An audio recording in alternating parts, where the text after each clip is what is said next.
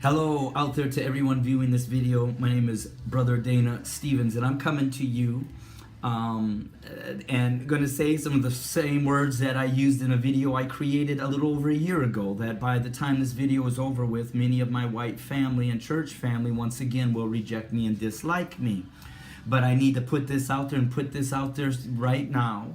The white Jews that you and I have honored and been taught all these years are God's chosen people is an absolute lie.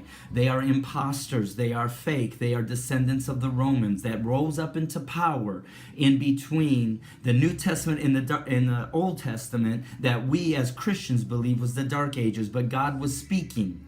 But as they rose to power, they did exactly what Deuteronomy chapter 28 said would be done out of the very mouth of our God, when he said that my people will be taken from a land and stripped of their name, their identity, their culture, and everything about them, and brought to a land where they will be enslaved, and where they will be beat, and where they will fear the terror of their master day and night. And one of those verses in Deuteronomy chapter 28 says that even that nation will hover over them like that of an eagle. And so with that basis of that understanding, I am telling to you, my white brothers and sisters, that we have been duped all these years. We have been duped to believe that our black family members are low-life monsters created to be slaves and nothing more than that. But the truth is the absolute opposite. They are the chosen of God. They are the chosen of Yah.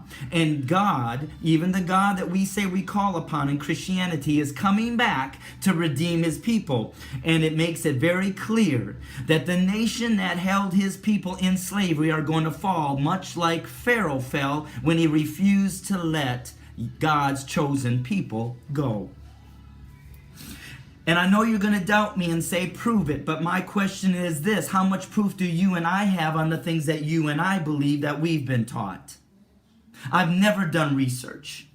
So read The International Jew, which was written by Henry Ford, who built so-called Your and My car. That back in the 1920s and 30s, he spent millions of dollars, 2 or 3, to do research and found out that the Jews that we serve today are fake Jews, and the relationship between our government and those Jews is based off of wealth, not that they're God's chosen people. That is the facade for us to tie with the enemy, while the real chosen people that we have enslaved are stripped of their identity and who they are. And so, white America, I want you to know that that which took place in Egypt under the reign of Pharaoh, when he refused to let his people go, is exactly what's going to happen to America when we in the white church refuse to acknowledge and let Yah's people go. And it doesn't matter if you believe this right now and right here, but time is coming, just like it did for the Egyptians who laughed.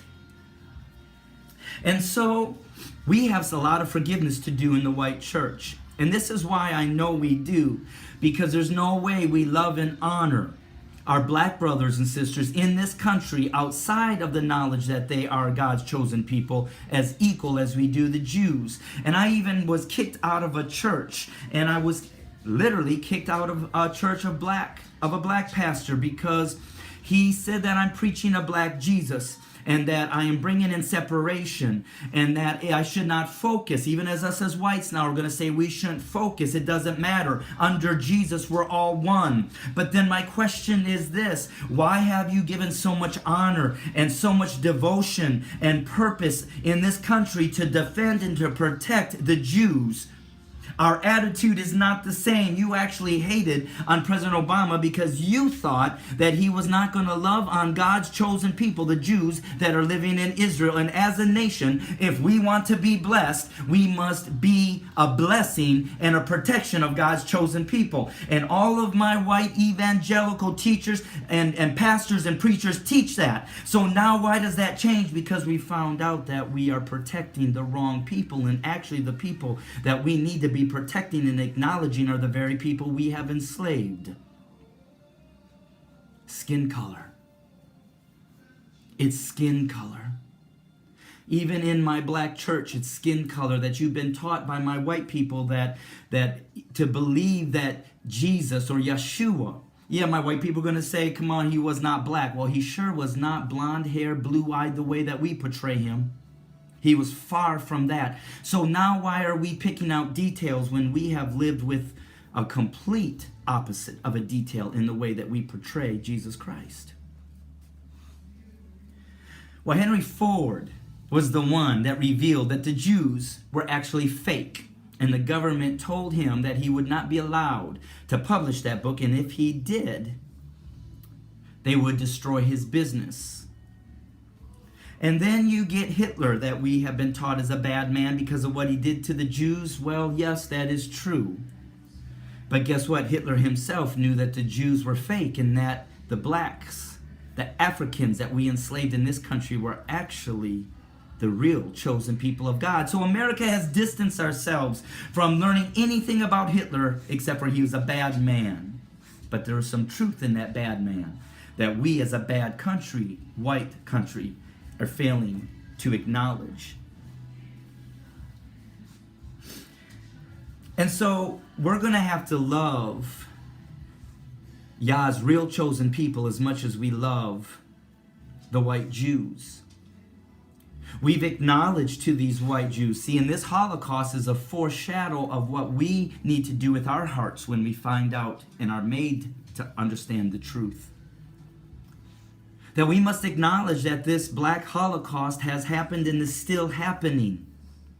Just like the Germans and the Americans around the globe acknowledge that the white Jews were enslaved by Hitler and treated unfairly and murdered and were trying to be wiped out. Well, we are doing that very thing to our black brothers and sisters in this country from the moment we enslaved them. So we must acknowledge and then must repent and return back to them that which we have stolen. Isn't that what we've mandated them to do for the white Jews? Is to give them back what a nation stole from them, and we fight for them to be protected as a group of people from any intruder or nation. Well, we're going to have to protect our black brothers and sisters with that same mindset of attitude. And we must love them the way that we love the white Jews. And so, beyond what we can do with our mouths, or what we refrain our mouths from saying the N-word or so-called racist words, the God that we serve in white Christianity also says that he sees the content of the heart and what lies inside there more than he does about what the words are revealed. For the mouth and the attitude is all controlled by our heart in our relationship with Jesus. And I know that journey has been where the Lord has had me on 23 years ago when I was beat up by 5 young black men. And after they beat me up, they said, welcome to racism. But I thank God at that time that he had helped me to feel that pain and then put me on a journey for 23 years to understand the depth of pain that we have bestowed upon his people. That we are bestowing upon our black brothers and sisters. And that has led me on this journey. And I knew I had some hatred towards the white Jews at that time, as I perceived them as God's chosen people. And I had some of those living around them, individuals, the Jewish people living around me. And I remember one time I was driving down the road and there was a Jewish family coming out of the temple, synagogue, that Saturday night. And I had the choice in my spirit, and I heard the voice of God say, are you going to let them go, or are you going to make them wait? And I decided at that moment to let them go, because I knew what was in my heart towards them, jealousy, even as a Gentile looking at them as a Jew. And the moment that I let them go, the Lord released that jealousy and that hatred that I had towards my white Jewish family. And now in that journey, he's revealed to me, God, that my black brothers and sisters, have ancestry in slavery, that were brought over here by our ancestors and have been enslaved now for 400 years. See, whether you enslaved them or not. In those years with Pharaoh, I can't believe that everybody that died in the judgment literally had a slave. But the mindset of the Egyptians were the Hebrews, whether they enslaved them personally or not, were less than. And that's exactly what we look upon our black brothers and sisters, whether you want to acknowledge you've enslaved them or not, or had anything to do with them. We still look at them as less than us. And just think, those of us that belong to Jesus would never have that type of attitude for a Jewish person, even a poor Jewish family, that we would definitely understand the possibility and the reason that that family is in the shape they're in because of what was so wrongfully done to their ancestors. And yet we refuse to acknowledge the same truth that we have bestowed upon our black family and still do to this day. But I'm saying to you, my white brothers and sisters, whether you're listening to this now or in the several years to come, until we repent, and until we acknowledge and until we love our black brothers and sisters in this country the same way we have loved the white Jews who are actually not the real Jews, we will, you will, I'm not, going to understand the judgment of a righteous God. And why am I not? Because I've acknowledged that my black brothers and sisters are chosen. Because, see, I asked God one night after being in the inner city all these years to say, God, us white people, we have some tolerance for some minorities and stuff, but we don't have any for our black brothers and sisters. We actually hate them above any other group, and why is that? And after all these years, he spoke to me and said, because they're my chosen. Whether or not you believe that I hear the voice of God is not, you take your chance. I'm not taking mine. So until we in the white church in this country repent, acknowledge, and love and restore our black brothers and sisters, Yah's, God's chosen people, when the judgments hit this country just like they did to Egypt, we will not be able to save ourselves this time.